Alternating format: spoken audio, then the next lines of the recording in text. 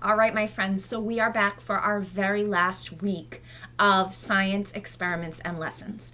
This week, we will be covering one of my favorite units, again, to do in the classroom. So I hope that it can be as fun at home. I'm sure it will be.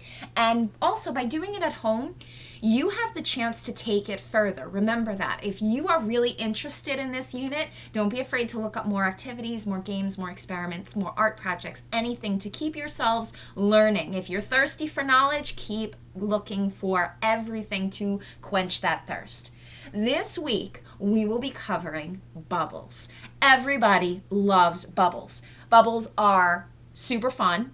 They can be done in completely different ways. People love to pop bubbles. People love to see how big bubbles can get. People love to make big bubbles, little bubbles, triangle bubbles. One of my favorite things to do is when you fill up like a big baby pool and you actually use a hula hoop and you make a bubble around yourself. You can make bubbles that pop very easily, or you can make bubbles that won't pop and that will actually bounce. You can make bubbles inside other bubbles. You can make colored bubbles. You can make art projects out of bubbles. There's so many things. And everybody has a container of bubbles, I'm sure, somewhere in their house. So the first step in learning about bubbles is to actually blow a couple bubbles, because, we're so used to seeing bubbles, but think about it. Do you actually know when you blow a bubble, what is it?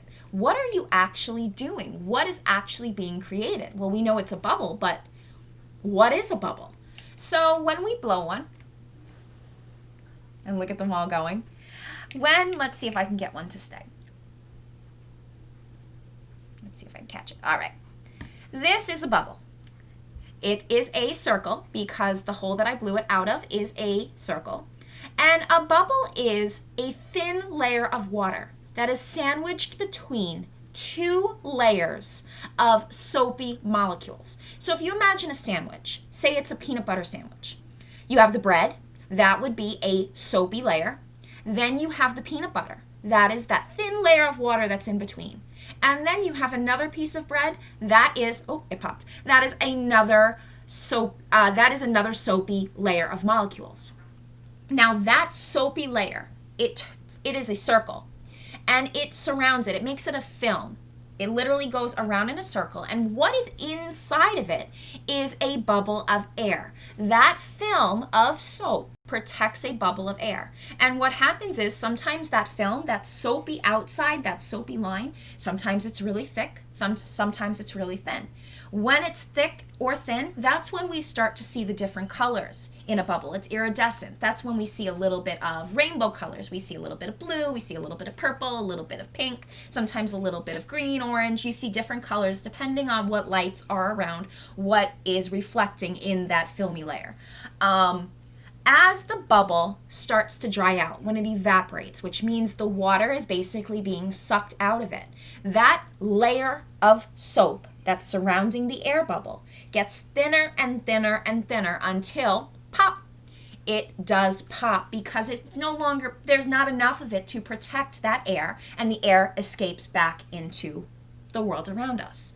So bubbles are really cool, and bubbles usually pop very, very easily. And that's because when a bubble lands on something, if it's a dry surface, it doesn't have enough surface tension to keep it whole.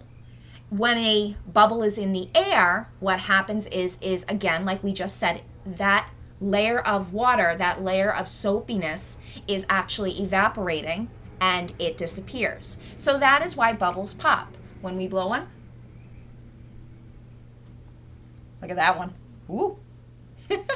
Bubbles are really cool. So that is the first step that we're going to do, is I want you guys to get some bubbles and just go outside and blow as many as you can. Make big ones, make small ones. See if you can get them to fly far away. See if you can get to actually catch them on the end of your wand, because the end of your wand has the bubble solution on it. So it's easier to catch it and to keep a bubble on your wand than, say, on your finger.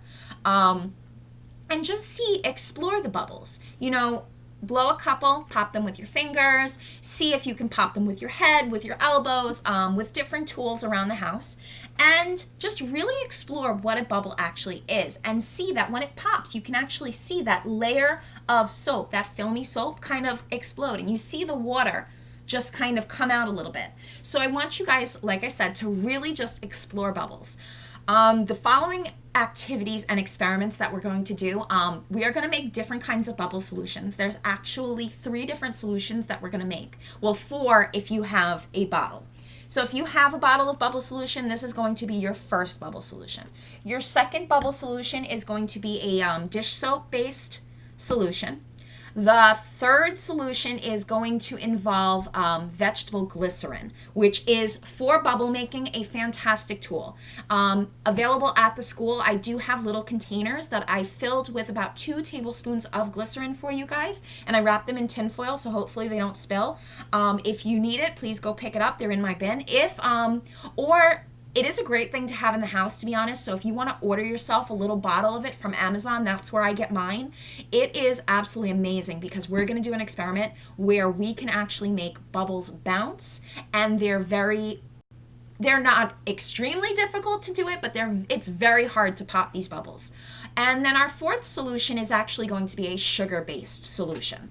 We are going to make bubbles inside of bubbles. Like I said, we're going to paint with bubbles. We're going to be doing different things that shows us how bubbles do pop, how they don't pop. And if you guys are able to get your hands on glycerin at home, like I said, you can do that really cool activity where you fill a little pool with that glycerin bubble solution, and you actually put a hula hoop in it, and you can make a bubble surrounding your whole body. And it is really cool. So like I said, we have a good couple activities coming. You will be needing, I'll be listing the ingredients for each bubble solution as I do the experiment. Like I said, I have made the vegetable glycerin available at the school. We're going to be doing some painting with bubble wrap. I have made small pieces available at the school if you need them. There's some dish soap. There is, I'm trying to think what else I left in that container. I only did it today. You think I would remember. But basically, if you need a material and you don't have it at home, just please let me know, because most likely I can get my hands on it and make it available to you. I also at the school left, it's really bothering me what I left. I left pipe cleaners so that if you want to make different kinds of bubble wands, we're going to be doing an activity like that. And just, some dish soap I did leave in there too in case, things are a little tight that people aren't able to get their hands on certain things. So if you are running low on dish soap, I don't want you guys to have to use yours. You're more than welcome to use mine.